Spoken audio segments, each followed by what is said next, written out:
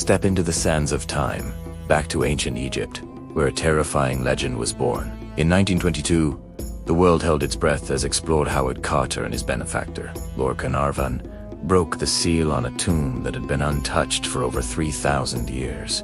Inside lay the boy king, Tutankhamun, surrounded by treasures beyond imagination. But what they allegedly unleashed was something far more sinister.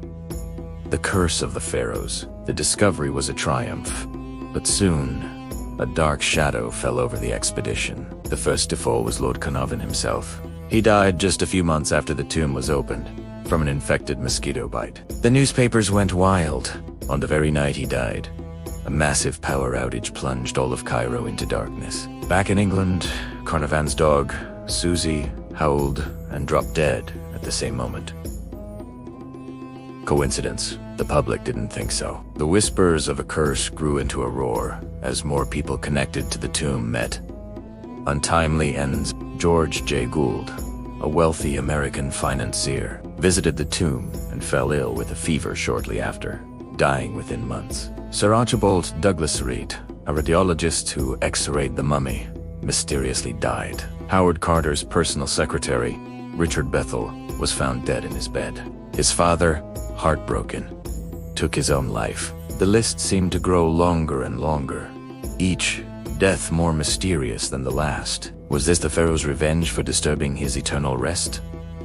But where did this idea of a pharaoh's curse even come from? Surprisingly, there was no actual curse inscribed in Tutankhamun's tomb. The legend was fueled by sensationalist newspapers and writers of the time, who saw a golden opportunity for a thrilling story. The idea of ancient magic and vengeful mummies captured the public's imagination. It was a perfect storm of ancient mystery and modern media hype. People were fascinated and terrified, and the legend of the curse became more famous than the historical discovery itself. So, what do science and history have to say about all this? Well, when historians looked closer, the story started to unravel. A study showed that of the 58 people present when the tomb and sarcophagus were opened, only 8 died within the next 12 years. Howard Carter, the main target of any curse, lived for another 17 years, dying at the age of 64. Lord Carnarvon's daughter, who was also one of the first to enter the tomb, lived to be 79. Scientists have suggested that any illnesses could have been caused by dormant, toxic mold or bacteria sealed inside the tomb for millennia. While it's a less exciting theory than a magical curse, it's a more plausible explanation for some of the strange illnesses. In